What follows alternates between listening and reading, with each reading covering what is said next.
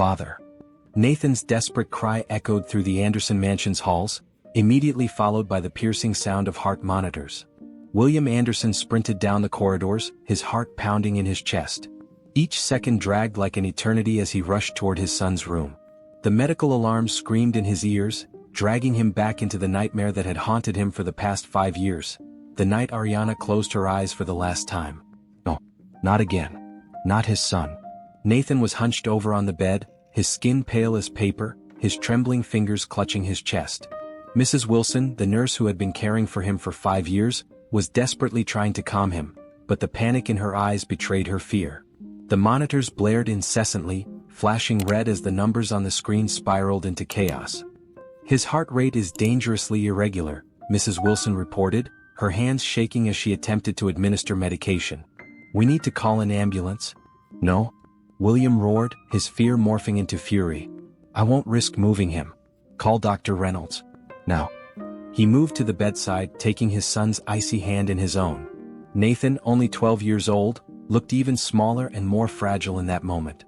His wide, frightened eyes, so much like Ariana's, locked onto his father's. Dad? He whispered between labored breaths, I don't want to die like Mom. The words hit William like a blow to the stomach. It had been 5 years since Ariana succumbed to the same heart condition now threatening their son. 5 years spent building a medical fortress inside his home, equipped with state-of-the-art technology, staffed by the best specialists, enforcing strict routines, all in a desperate bid to keep history from repeating itself. And yet, here he was, powerless against the same invisible monster that had claimed his wife. Dr. Reynolds arrived 15 minutes later, an eternity during which William watched the monitor's numbers dance perilously. The doctor worked with mechanical precision, his years of experience guiding his hands as he administered medication and adjusted the equipment. Gradually, Nathan's heartbeat began to stabilize. Color slowly returned to his cheeks and his breathing became more regular. When he finally drifted off to sleep, utterly exhausted, William felt his own legs buckle beneath him. Mr. Anderson, Dr. Reynolds began cautiously, we need to talk. Mrs. Wilson has informed me that she'll be retiring at the end of the month. William ran his hands over his face, trying to dispel the overwhelming fatigue. Mrs. Wilson had been a rock of stability since Ariana's death. The news of her impending retirement felt like yet another blow he wasn't prepared to endure. I've already started looking for replacements, he replied mechanically, his eyes still fixed on his sleeping son. William, the doctor said, unusually addressing him by his first name, something he rarely did in all their years of working together, this isn't just about finding a replacement. Nathan needs more than protocols and monitors. His emotional stress is impacting his condition. The isolation keeps him alive, William snapped, his voice simmering with restrained anger. I won't gamble with his life over some theory about emotional well-being. It's precisely his life that's at risk if we continue like this, Dr. Reynolds pressed on. I have a recommendation. A pediatric cardiology nurse who specializes in these cases. She has a unique approach, but her results are remarkable. Unique how? She incorporates a more holistic method. She combines traditional medical care with stress management techniques and controlled activities that... No, William cut him off sharply. I won't turn my son into a guinea pig for alternative experiments. So you'd rather watch him wither away inside this glass cage? Dr. Reynolds' voice took on an uncharacteristic edge. Ariana wouldn't have wanted this. The mention of his wife's name made William spin around, ready to throw the doctor out of the room. But something on Nathan's heart monitor caught his attention. The boy's heartbeat, though stable, was weaker than normal. A small yellow light blinked, signaling his blood pressure was also below ideal levels. Send me her resume, William relented, his voice barely above a whisper. But I'm not promising anything. That night, after the doctor left and Mrs. Wilson finally convinced him to leave Nathan's room for a few minutes, William retreated to his study. Ariana's photo on his desk seemed to stare at him with the same determined look she always had when she knew he was being too stubborn. What do I do, my love? He murmured to the photograph. How do I protect him without suffocating him? The silence of the mansion was his only reply. William picked up the envelope Dr. Reynolds had left behind, the resume of the specialized nurse. Emma Parker, 30 years old, graduated with honors, specialized in pediatric cardiology, numerous published articles on stress management in young cardiac patients. His hands trembled slightly as he read. The thought of altering any part of Nathan's meticulously constructed routine terrified him. But the image of his son asking if he would die like his mother refused to leave his mind. The intercom startled him. "Mr. Anderson?" Mrs. Wilson's voice was tense. "Nathan is asking for you. He had a nightmare." William took a deep breath, slipping the resume into his desk drawer. He would think about it later. Right now his son needed him. As he walked back to Nathan's room, a painful certainty followed him. Something had to change, even if change was the one thing that terrified him the most. What William didn't know was that Emma Parker would be far more than just another nurse. Her arrival would mark the beginning of a transformation that would shake the foundations of the fortress he had built, not to tear it down, but to finally open its windows and let life back in. 3 days after the incident that nearly shattered William's heart, Emma Parker walked through the doors of the Anderson mansion. Dr. Reynolds had practically begged William to meet with her, insisting she was the only professional capable of managing the complexities of Nathan's case. William's first impression was one of skepticism. Emma looked too young, her serene demeanor seeming at odds with the gravity of the situation. She wore a simple professional outfit, her brown hair pulled back in a neat bun, but there was something about her gaze that unsettled him. A mixture of compassion and determination that painfully reminded him of Ariana. "Miss Parker," William began, his voice heavy with the weight of sleepless nights, "before anything else, you need to understand, this isn't just another job. Nathan isn't just another patient." "I understand perfectly, Mr. Anderson," Emma replied, holding his gaze steady. "I've reviewed his entire medical history. And I also know about your wife." William's jaw tightened. "What happened to Ariana isn't relevant to—" "With all due respect," Emma interrupted gently, "it's entirely relevant. Nathan's fear isn't just of his heart condition. It's of the same fate that took his mother." Her unexpected candor left William momentarily speechless. Before he could respond, the familiar sound of monitors interrupted the conversation. Not an emergency alarm this time, but the rhythmic warning of altered heartbeats that always preceded an episode. Emma reacted instantly, following the sound without waiting for permission. William caught up with her in the hallway, his anxiety mounting with every step. When they entered Nathan's room, they found him sitting on the bed, his breathing rapid and his eyes squeezed shut. "Step aside," William ordered, moving toward the medical equipment. But Emma was already at Nathan's side. "Hey Nathan," her voice was calm but firm. "I'm Emma. Let's do something together, okay? Put your hand here." She guided his hand to her chest. "Feel my heartbeat? Let's sync yours with mine." "This won't work," William protested, reaching for the emergency button. "He needs his medication." "Please, Mr. Anderson." Emma looked at him with an intensity that made him hesitate.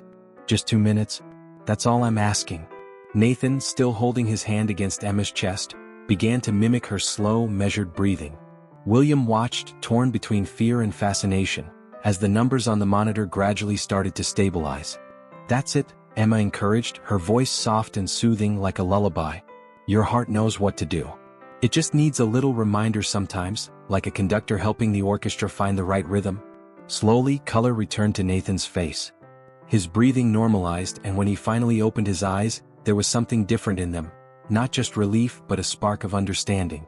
"How did you do that?" he asked, still keeping his hand over her heart. "I didn't do it," Emma smiled. "You did.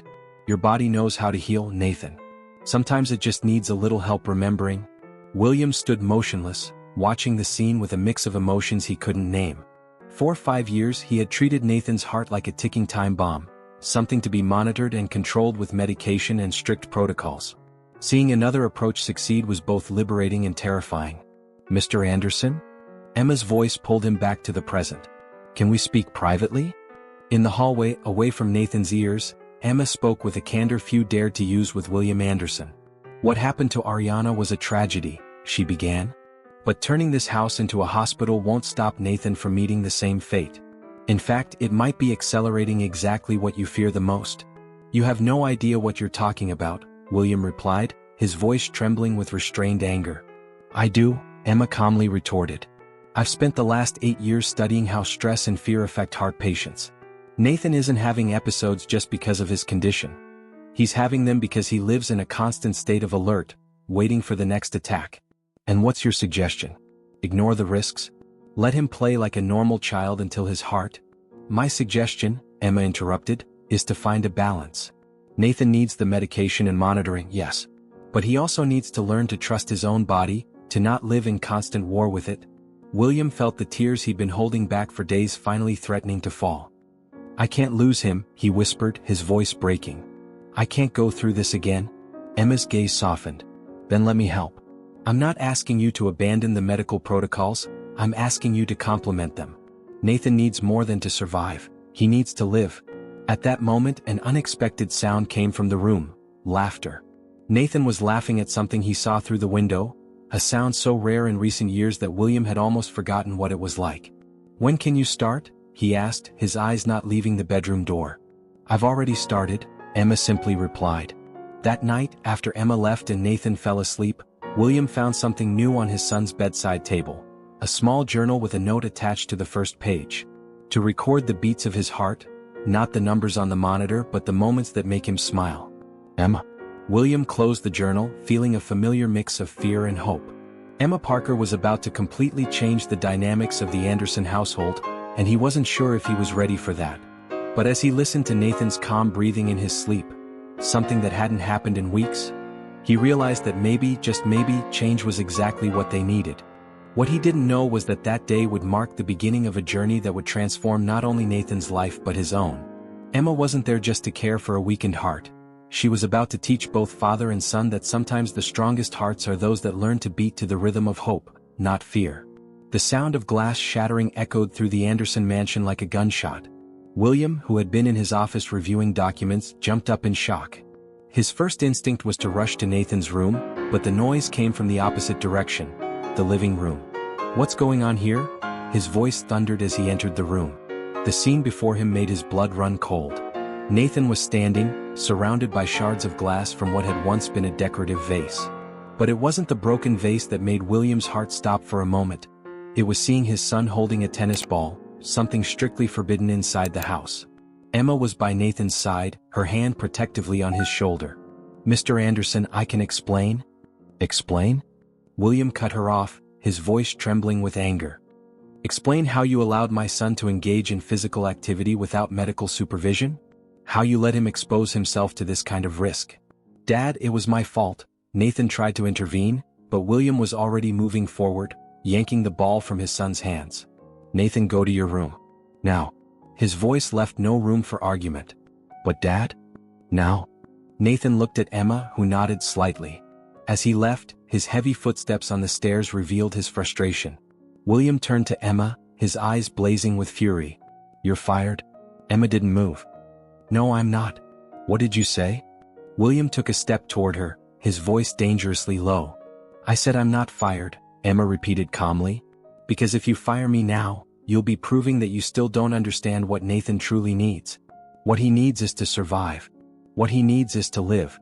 Emma raised her voice for the first time since arriving at the mansion. "Do you know what happened here today? Nathan had an excellent morning. His vital signs were stable, so we decided to try a simple coordination exercise." He was smiling, Mr. Anderson. "Really smiling, not that forced smile he gives to calm you down?" William shook his head in disbelief. "And what if he had a heart attack? What if a meteor fell on the house right now?" Emma interrupted. "We can live thinking about all the what-if negatives, or we can create moments that make the calculated risk worth it." "You don't understand." William ran his hands over his face, exhausted. "You weren't there when Ariana?" "No, I wasn't," Emma softened her voice. "But I'm here now, watching history repeat itself in a different way. It's not Nathan's heart condition that's suffocating him, it's the fear. Your fear." William felt the words hit him like a punch. Before he could respond, the intercom system crackled. "Dad?" Nathan's voice sounded distant, tense. I don't feel well." The familiar panic overtook William, but before he could move, Emma was already running toward the stairs. He followed her, his heart pounding in his chest. Nathan was sitting on his bed, a hand over his chest, breathing irregularly. The monitors showed his heart rate speeding up, but not in an emergency pattern. "It's an anxiety attack," Emma quickly diagnosed, kneeling in front of Nathan. "It happens when we feel scared or guilty." William watched, helpless, as Emma guided Nathan through the breathing exercises they had practiced. But this time, something was different. Nathan was more resistant, more agitated. "It's not working," he said through broken breaths. "Dad, I'm sorry. I just wanted to." "Shoo," Emma gently interrupted. "Nathan, look at me." Do you remember what we talked about regarding happy moments? Tell your dad what you felt this morning when you hit the ball for the first time. Nathan hesitantly looked at William, who was surprised to see tears in his son's eyes. I felt normal, Nathan whispered. Just for a minute I felt like the other kids. Like my heart wasn't broken.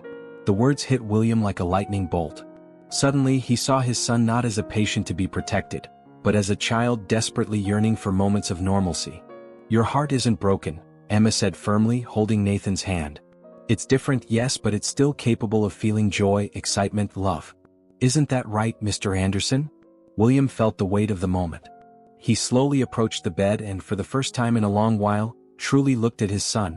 Not at the monitors, not at the vitals, but at Nathan. Emma is right, he finally said, his voice hoarse with emotion. You're stronger than I've allowed you to be. Nathan's heart rate began to stabilize, his breathing finding a more natural rhythm. Emma smiled, but her eyes were serious when she turned to William. Mr. Anderson, if you still want to fire me, I'll understand. But before you do, I need you to see something. She pulled a small notebook from her coat pocket, the journal she had given Nathan. She opened it to a specific page and handed it to William. Nathan's uneven handwriting filled the page. Today I played ball for the first time. My heart raced, but not from fear. It was like it was dancing. Emma said that means I'm alive, not sick. I wish Dad understood that. William closed the journal, his hands trembling slightly. The silence in the room was heavy with unspoken words, with reality slowly being accepted. I'm not going to fire you, he finally said, his voice almost a whisper. But we need to set clear rules for these activities. Emma nodded, understanding the significant concession those words represented.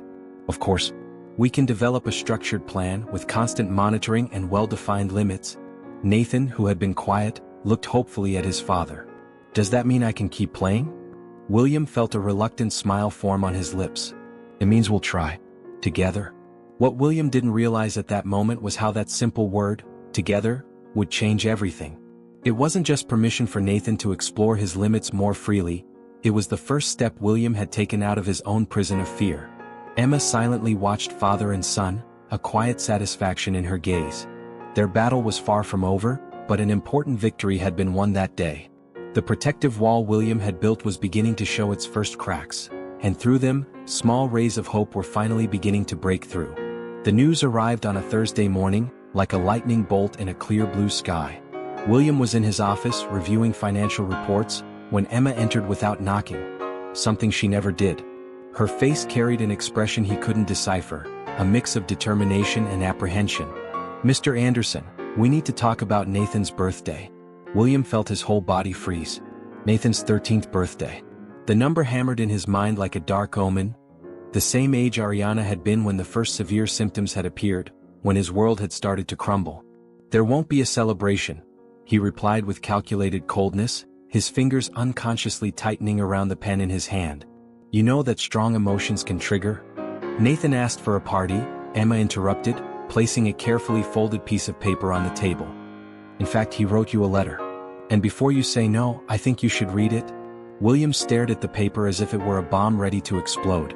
His hands trembled slightly as he unfolded the letter, recognizing his son's uneven handwriting. Father, I know you're afraid. I'm too every day. But Emma taught me that there are good fears and bad fears. The bad fear is the one that keeps us from living. I've never had a birthday party since Mom passed away. I wish I could celebrate at least once with my friends from the online support group.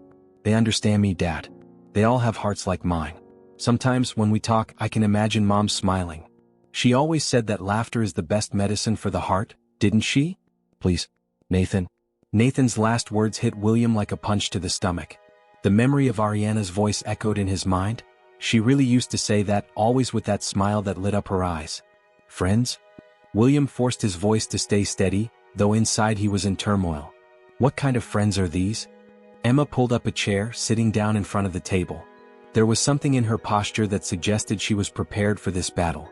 2 months ago, I connected Nathan to a virtual support group for young people with similar heart conditions. She began, maintaining eye contact. They're teenagers facing the same challenges, the same fears, the same limitations. They meet online 3 times a week, under medical and psychological supervision. William stood up abruptly, his chair scraping against the wooden floor. Without my permission? You exposed my son to complete strangers? How dare you make that kind of decision? I exposed your son to hope. Emma shot back, also rising to her feet. Do you know what Nathan told me after his first session?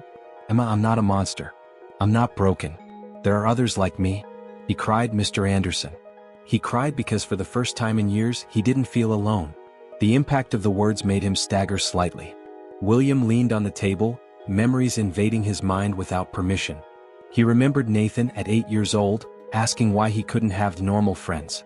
At 10, questioning if it was a punishment from God to be born with a defective heart. And now, at almost 13, still carrying the weight of loneliness.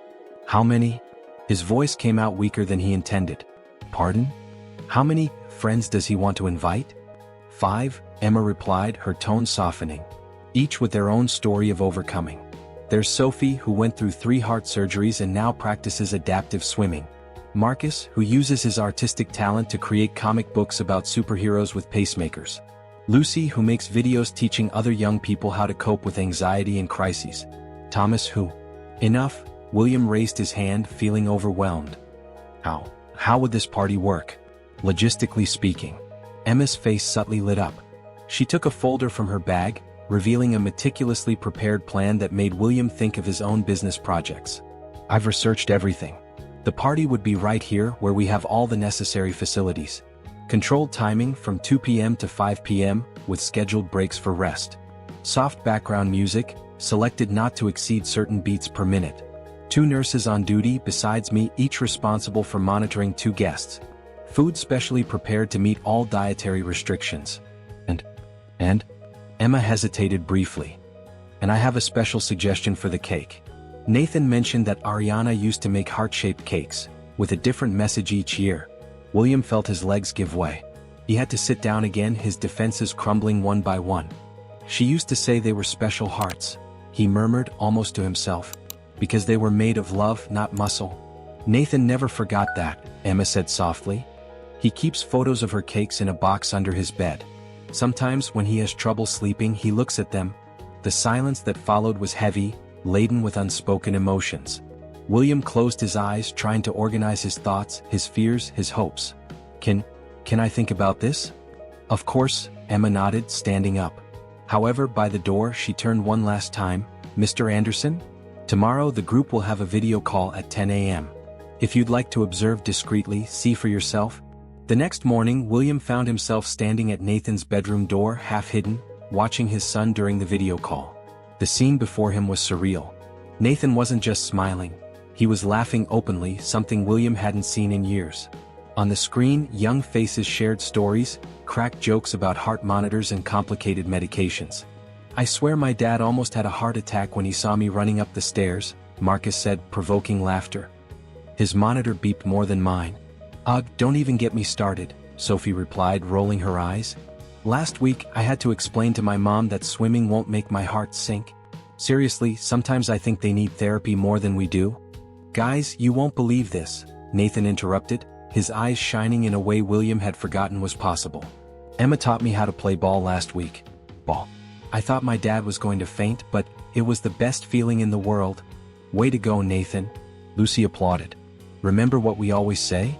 Special hearts can do special things. The group replied in unison, including Nathan. William felt something warm trickle down his face and realized he was crying. There was his son, not as a medical condition to be managed, but as a teenager living, sharing, belonging. That night, William found Emma in the kitchen, preparing Nathan's nightly medications. The party, he said simply, his voice rough. Let's make it happen. Emma's smile lit up her entire face. Are you sure? No, William admitted honestly. But Ariana was sure. She always said life shouldn't be measured in beats, but in moments. I think it's time to honor that. Emma gently touched his arm, a simple gesture of understanding. She'll be there, Mr. Anderson. In his smile, in the memories, in the love you've preserved all these years. That night, William dreamed of Ariana. She was wearing that blue dress she loved so much, her eyes shining with the special light that Nathan had inherited. They were in the old kitchen, and she was preparing one of her famous heart-shaped cakes. You're doing the right thing, she said in the dream, her smile so real it hurt. It's time to let our boy fly. What if he falls? William asked in the dream. Then we'll be there to catch him, she answered simply. Just like we always have. When he woke up, William realized something fundamental had shifted inside him. The fear was still there, probably always would be, but now there was room for something else. Hope. Emma wasn't just taking care of Nathan's heart, she was slowly teaching William to trust his own heart as well. The party was in 3 weeks. William knew it would be days filled with anxiety and preparation, but for the first time in a long time he was looking forward to the future, not fearing it. It was time to let his son live, not just survive. That's what Ariana would have wanted. That's what Nathan deserved. That's what they all needed. The day of the party arrived with a palpable tension in the Anderson mansion. William hadn't slept, spending the night alternating between obsessive checks of the medical equipment and rereading the meticulously crafted plan from Emma. Every detail had been considered, every emergency scenario accounted for, but his heart still raced with anxiety. "It's all set, Mr. Anderson." Emma found him in the office at 9 in the morning, her usual calm contrasting with the charged atmosphere. "The medical team will arrive in an hour, and the guests are confirmed for 2. William nodded mechanically, his eyes fixed on the photo of Ariana. The blue dress she wore in the picture was the same one from his recent dream. "How's Nathan?" "Excited, but in a good way," Emma smiled. "He's already changed his clothes 3 times and is reorganizing the gifts he picked for his friends for the 5th time." "Gifts?" William furrowed his brow. "What gifts?" Nathan used his savings to buy small heart-shaped pendants for each of his friends in the group. He said he wanted everyone to have a keepsake from this day. Emma paused meaningfully. "He's stronger than you think, Mr. Anderson." The morning passed in a blur of preparations.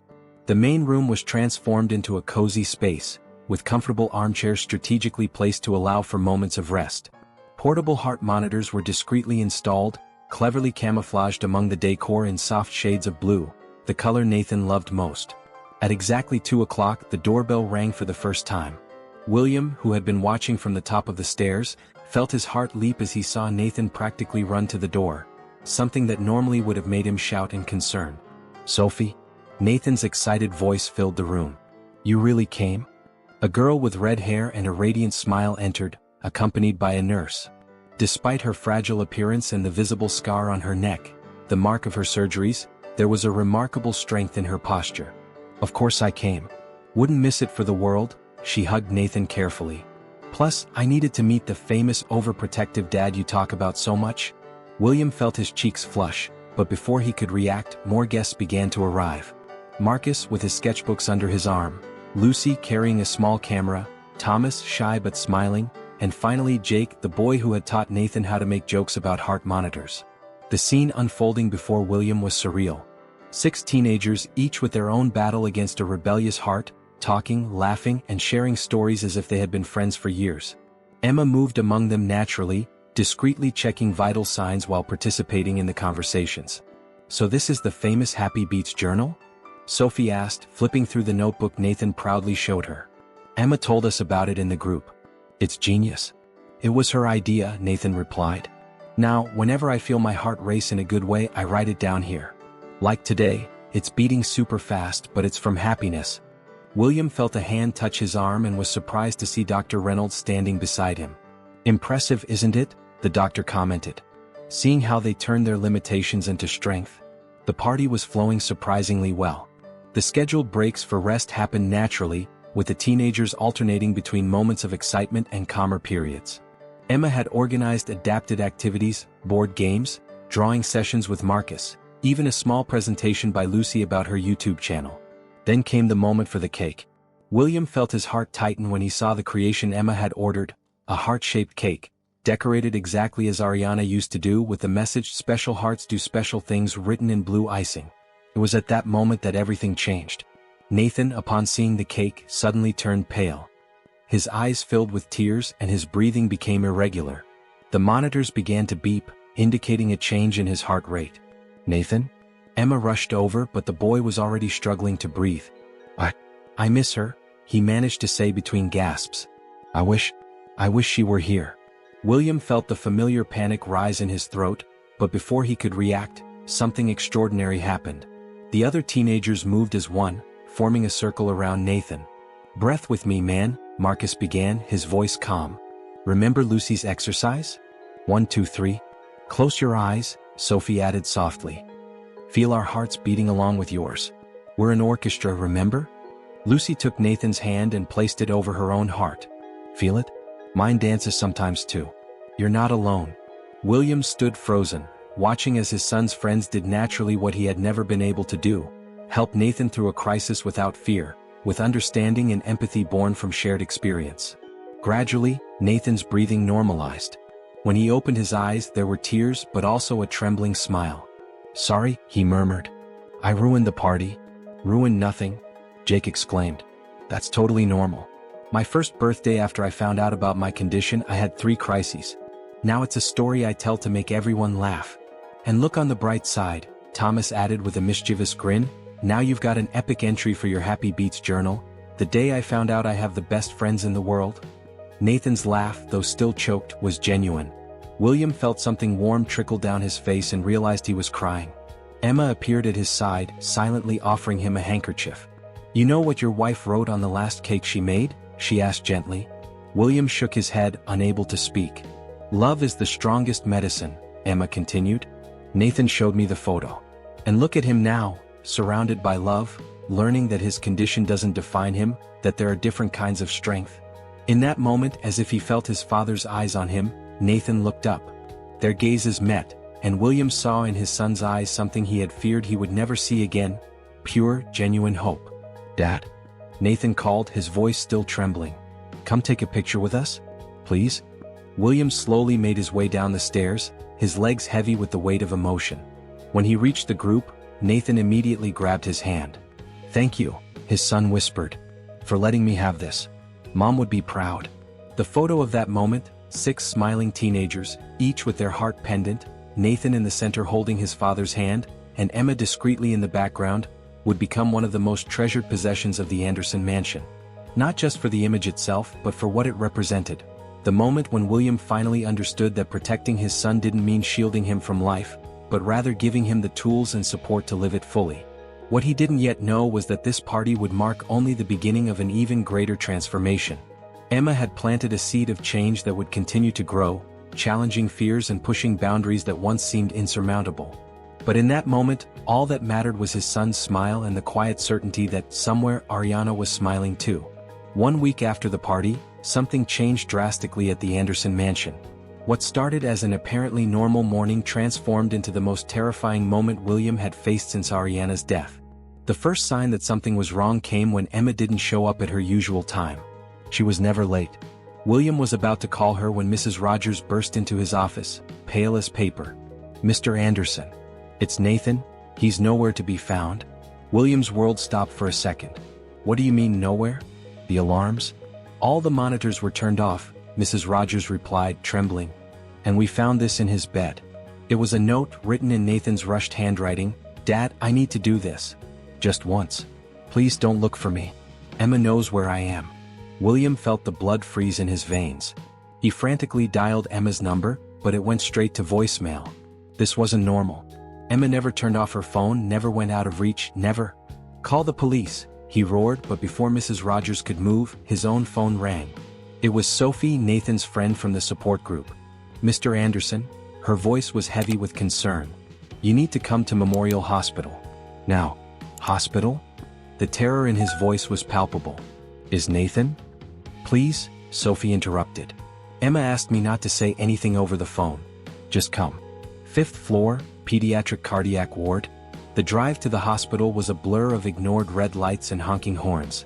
William barely registered how he got there, his mind a whirlwind of catastrophic scenarios. Why would Nathan run away? Why would Emma allow this? Why the hospital? On the 5th floor, William was greeted not by panicked doctors or nurses running in all directions, but by an eerie, heavy silence. Sophie was waiting in the hallway along with the other friends from the support group. "This way," she said simply, guiding him to a large observation window. The scene on the other side of the glass made William stagger. Nathan was there, wearing a white coat, assisting in a cardiac surgery. Not as a patient, he was standing, observing and helping with small tasks under the careful supervision of a medical team. And beside him was Emma, also dressed in scrubs, guiding his actions with gentle gestures. What is this?" William could barely articulate the words. "Project Little Doctors," a familiar voice replied behind him. It was Dr. Reynolds. A program that allows young cardiac patients to observe surgeries similar to the ones they've undergone or may need in the future. It helps demystify the procedure, reduces anxiety, but it's dangerous. William protested. The stress, the tension. Actually, Dr. Reynolds continued calmly, Nathan's heart rate is more stable now than at any other point in the past 5 years. See for yourself. He pointed to a monitor displaying Nathan's vital signs. The numbers were impressively normal, considering the situation. How? Why? Because he's not watching with fear. Emma finally appeared at his side, having discreetly stepped out of the operating room. He's watching with purpose. Nathan asked for this weeks ago. He wanted to understand his own heart, not fear it. And you decided this without consulting me? Anger began to replace the fear in William's voice. No, Emma responded firmly. Nathan decided. I simply supported him. Just as I supported Ariana 20 years ago when she went through the same program. William felt the floor vanish beneath his feet. What? Emma removed her surgical mask, revealing eyes filled with tears. I was 10 when your wife participated in this program. She was one of the volunteers who helped children like me not be afraid of their heart surgeries. It was her who inspired me to become a nurse. The pieces began to fit together in William's mind. The breathing techniques, the way Emma always seemed to know exactly what to do, her deep understanding of Nathan's condition. You too? I have the same condition as Nathan, Emma finished softly. The same one Ariana had. I've survived 3 heart surgeries, the last one 5 years ago. And do you know why I'm here, alive and healthy? Because Ariana taught me that our hearts aren't our prison, they're our strength. William stumbled toward a nearby chair, his legs unable to hold him up. Through the glass, he watched Nathan help pass an instrument to the surgeon, his movements careful and precise, his face focused but serene. Why didn't you tell me before? Because you weren't ready to hear it, Emma replied honestly. You needed to see for yourself that Nathan is stronger than his fear allows him to see. Just like I was. Just like Ariana was. In that moment, Nathan looked through the glass and saw his father. Even with the surgical mask on, it was clear his eyes were smiling. The same eyes as Ariana's, full of life and purpose. He wants to be a doctor, Emma continued softly. He wants to help other kids like him. Just like I wanted. Just like his mother did. Tears streamed freely down William's face, but for the first time in years, they weren't tears of fear. They were tears of understanding, of acceptance, of pride so deep it hurt. The last time I saw Ariana, Emma said, her voice choked, she made me promise that I would never let my condition stop me from living. Years later, when I heard about Nathan through Dr. Reynolds, I knew it was my chance to honor that promise. To pass on what she taught me. The surgery continued for another 2 hours. William remained there, watching his son not just survive, but thrive in an environment that would have once paralyzed him with fear. When it was finally over, Nathan walked out of the operating room with a gleam in his eyes that William hadn't seen since Ariana was alive. Dad, he said, still wearing his surgical gown, now I understand. I understand why my heart is the way it is. And I'm not afraid of it anymore. William embraced his son, feeling his heart beat strong and steady against his chest. In the reflection of the glass window, for a moment, he thought he saw Ariana's smile, not as a painful memory but as a blessing, a sign that the legacy of love and courage she left continued to live on, beating in the hearts of those she touched. The auditorium of Memorial Hospital was packed. William adjusted his tie for the 3rd time in the last 5 minutes, his heart pounding, not out of fear but from pride. On stage, Nathan, now 14 years old, was preparing to deliver his opening speech. Welcome to the first in-person meeting of the Special Hearts Project. Nathan's voice rang out firmly into the microphone. A year ago, I was just a scared kid who thought his heart was a prison. Today, I'm here to show that our hearts are actually our greatest strength. William scanned the audience, dozens of young people with heart conditions and their parents, all connected through the program Nathan and his friends had developed with the help of Emma and the medical team. The online support group had grown so much that they now organized regular meetups, sharing experiences and hope. Sophie, now an award-winning swimmer in adaptive competitions, sat in the front row. Next to her, Marcus proudly displayed his published comic books about superheroes with pacemakers. Lucy, whose YouTube channel about living with heart disease had surpassed 100,000 subscribers, was streaming the event live. When I found out I had the same condition as my mom, Nathan continued, his voice slightly breaking, I thought that meant I'd have the same fate.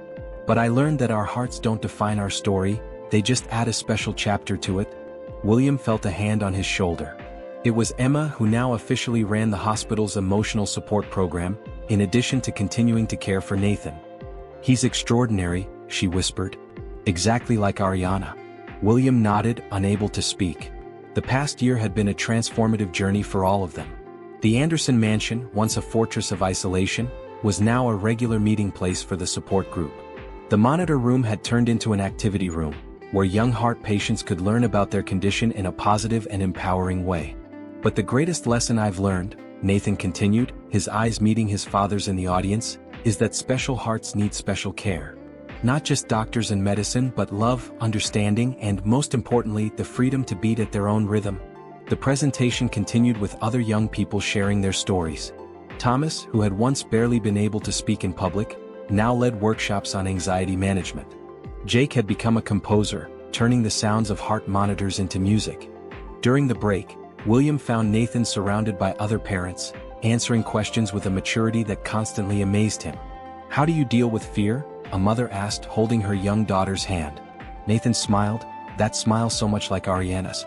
"I learned that fear is like a heart monitor. It's there to alert us, not to paralyze us. The trick is learning to interpret it correctly." Later, during the closing ceremony, Emma took the stage for a special announcement. "Today, I'm proud to present a new wing of the hospital," she said, her voice heavy with emotion. "The Ariana Anderson Emotional Support Wing for Heart Patients. A space where young hearts can learn to beat without fear." William couldn't hold back the tears as the plaque was revealed. In the official photo, Ariana smiled in her white coat, surrounded by children. One of them was Emma, at 10 years old, holding a toy stethoscope. "Dad?" Nathan came up as the crowd applauded. "Do you think she'd be proud?" William pulled his son into a tight embrace, feeling their hearts beat in sync. "She's proud, son. I can feel it." The day ended with a celebration in the hospital garden. William watched from afar as Nathan and his friends taught other young patients to use the Happy Heartbeats journal, an idea that had now become an official part of the treatment program. "Do you know what Ariana told me on my last day as her patient?" Emma asked, joining William. "What?" "She said that special hearts are like stars. They may seem fragile from a distance, but in reality they are the strongest lights in the universe." William smiled, watching his son shine among the other young people. Nathan had become his own star, lighting the way not only for himself but for others who shared his journey. The Anderson mansion was no longer a fortress of fear. It had transformed into a beacon of hope. The monitors still beeped, medications were still needed, but now they were part of a larger symphony, a celebration of life in all its beats, regular or not. And somewhere William was sure, Ariana was smiling, her legacy of love and courage continuing through every special heart that found its own strength to beat. That night, after everyone had gone home, William found a new entry in Nathan's journal. "Dear Mom, today I understood that you never really left us. Your love keeps beating in every heart you touched, in mine and Emma's, and now in all these new friends we're helping. Dad finally learned to smile again, did you know? And when he smiles, I see you in him, just like everyone says they see you in me. Emma told me you always said that every heartbeat is a gift. Now I understand what you meant. It's not about how long our hearts will beat, but about how much love we can put into every beat. I promise to continue your work. I promise to show other children that special hearts are not a curse, they're a superpower. With love, your son Nathan." William gently closed the journal, his own heart overflowing with love and gratitude. Fear still existed, probably always would, but now it was just a note in a much larger song. A song of hope, courage, and unconditional love. The Andersons' journey was far from over, but now they knew they weren't alone. Every heartbeat, regular or not, was a celebration of life, a testament to the strength we find when we learn to transform our greatest weaknesses into our deepest source of power. So, what did you think of this emotional story? What touched your heart the most? Nathan's journey of overcoming, William's transformation, or Emma's revelation? Share your thoughts in the comments below. We'd love to know which moment moved you the most. If you were moved by this story of love, overcoming, and hope, don't forget to give a like and subscribe to the Life Stories channel. This helps us keep bringing intense and inspiring stories like this one to you. See you next time.